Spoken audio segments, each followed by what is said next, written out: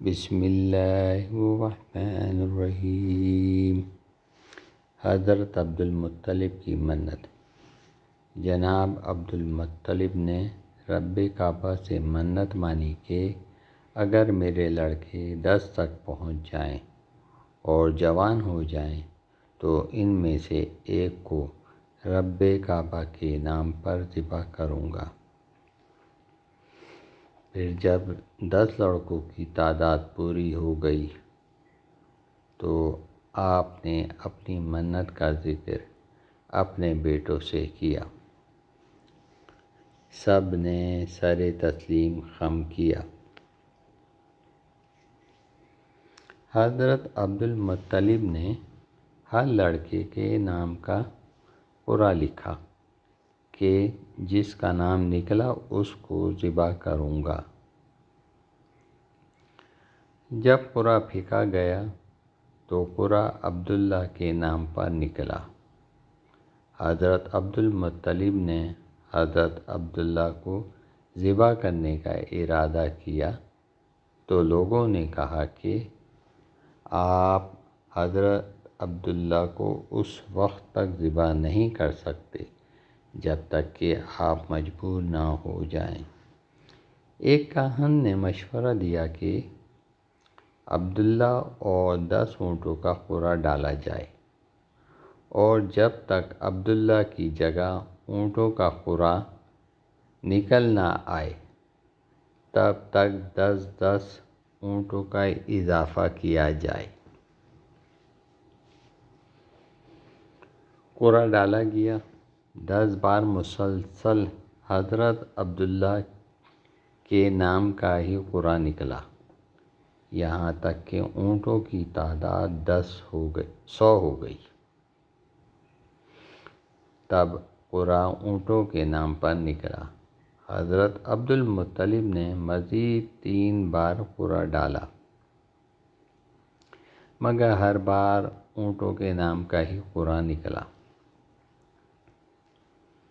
یوں یہ سمجھا گیا کہ اب رب ان سے راضی ہے۔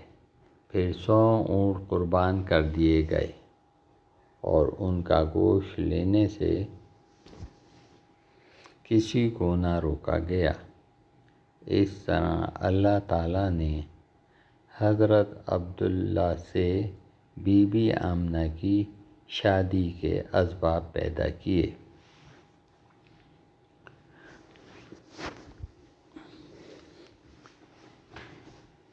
ڈینگو بخار کا ہومیوپیتھک علاج۔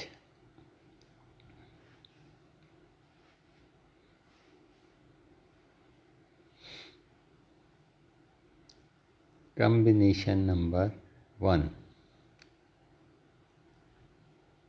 ڈینگو بخار جس میں ہڈیوں میں درد ہوتا ہے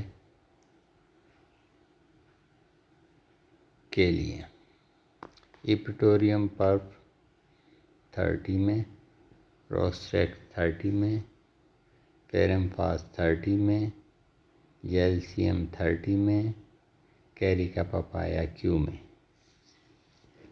تمام ادویات میں سے 2 ڈراپ تھوڑے سے پانی میں ڈال کر دن میں 3 بار استعمال کریں۔ Combination number 2۔ ڈینگو بخار کے ساتھ خون کا اخراج ہو یا جسم پر لال اور نیلے دھبے پڑ گئے ہوں تو ایپیٹوریم پرف 30 میں، چائنا 30 میں، ہیمامائلس 30 میں، آرنیکا 30 میں اور کیریکا پپایا کیو میں۔ تمام ادویات میں سے 2 ڈراپ تھوڑے سے پانی میں ڈال کر دن میں 3 بار استعمال کریں۔ اگر 4 دنوں میں فائدہ نہ ہو تو اپنے ڈاکٹر سے رابطہ کریں۔ ڈینگو بخار اگر پھیلا ہوا ہو تو احتیاطی طور پر اینٹی ڈینگو ڈراپ ڈاکٹر ریکویچ کے یا ڈینگو ڈراپ SBL کمپنی کے احتیاطی طور پر استعمال کریں۔ بڑوں کی خوراک دن میں 5 قطرے ہفتے میں 2 بار استعمال کر لیں۔ چھوٹے بچے دن میں 5 قطرے ہفتے میں 1 بار استعمال کر لیں۔